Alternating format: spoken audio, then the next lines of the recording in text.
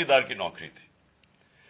इनको उठाया गया, पुलिस ने उठाया और उसके बाद नामालूम अफराद ने उठाया और अब इनसे पूछे, इनकी ज़बानी पूछे कि इनसे किया क्या गया। फिर मैं वापस आता हूं आपके पास। बोलो जावेद। अस्सलाम वालेकुम जी, मेरा नाम जावेद अली है। मैं चौकीदार की नौकरी करता हूँ एजुकेशन डिपार्टमेंट में। तो मुझे उधर बुलाया जाता है कॉल करके कि आप आएँ इधर और आप सैलरी अप्लाई करें और आपको जो है ना आपकी सैलरी मिले।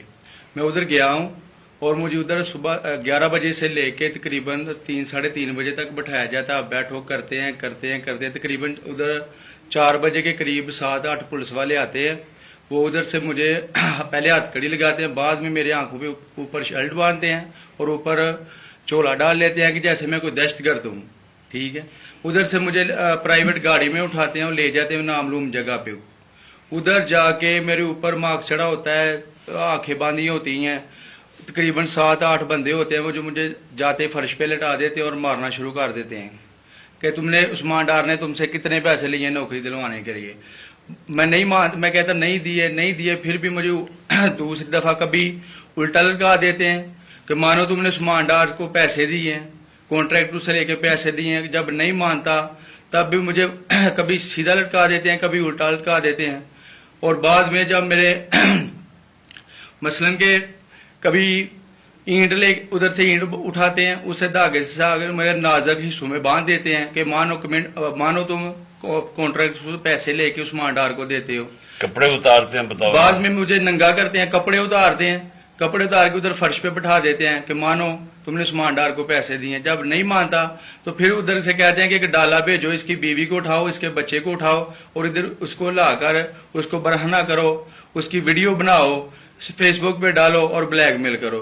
तब उधर से जाके जब मेरी फैमिली आई तब मैं उधर से टूटा, उनके आगे रोया कि अब आप बताएं कि मैंने क्या करना है। उसने कहा कि आप 124 के बयान दिए और ये कमेंट मेरे कह रहे हैं कि आपने ये पैसे ठेकेदारों से लेके उस्मान डार को दिए। ये बताएं आप कि कोई ये सब चुप हो जाते थे जब कोई आता था एक आदमी? जब मेरी तो आंखें बांधी होती थी, ठीक उस वक्त जब कोई आता था, उधर कोई अफसर आता था, ये कहते थे कि बड़े साहब आ गए हैं और सब साइलेंट हो जाते थे। जब वो आता था सब साइलेंट था। अब ठीक है लगे रहो, करते जाओ, लगे रहो। ये बात मैं अब आपके सामने ये जो जावेद अली ने बात रखी, ये हर तरह हम कंफर्म कर सकते हैं। कुरान के ऊपर हाथ रखने के लिए मेरे सामने तैयार थे। ये उस्मान डार को फंसाने के लिए, इसको करप्शन केसेस में लाने के लिए, ये सारी चीज, ये जो इससे 164 का बयान दिलवाया गया और फिर बीवी बच्चों को साथ वाले कमरे में ला के इनको कहा कि उसको नंगा करेंगे। ये सीधी बात बताए, बीवी को कहा कि उसको नंगा करके उसकी तस्वीरें बनाएंगे और फिर फेसबुक पे चलाएंगे। मैं आज अपनी बड़े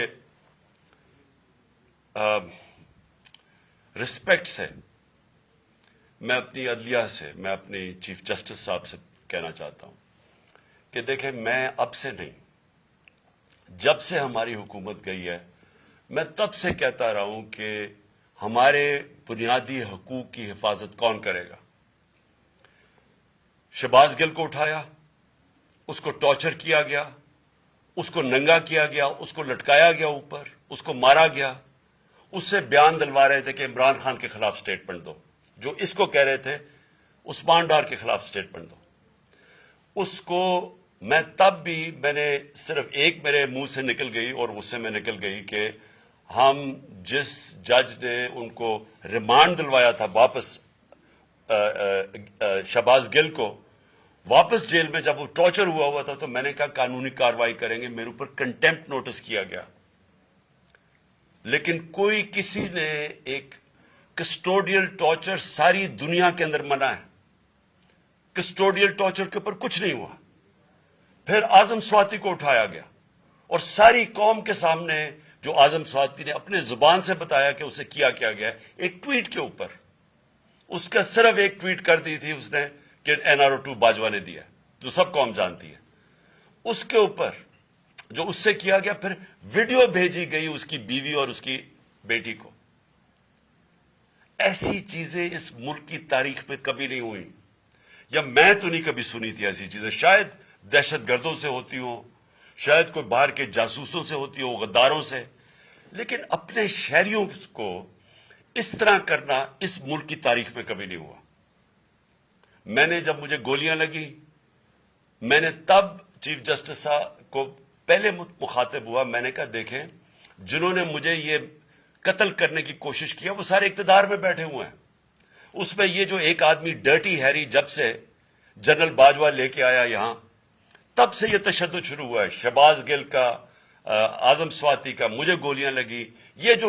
یہ جو داستان آپ سن رہے ہیں, سوشل میڈیا کے بچوں سے پوچھیں, جب سے یہ آدمی آئے ان سے اٹھ کے کیا ہوا.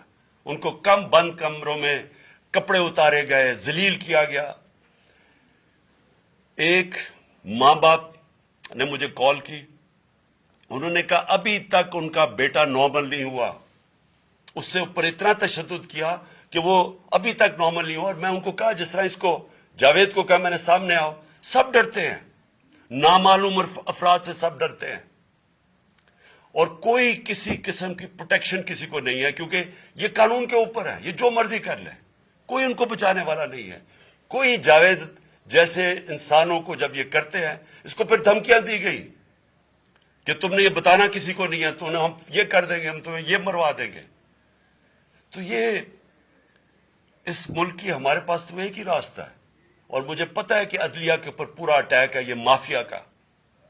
یہ پالیٹیشین نہیں ہے, یہ مافیا ہے جو ٹیپیں بناتا ہے ججز کی, جو ہر قسم کی بلیک میل کرتا ہے.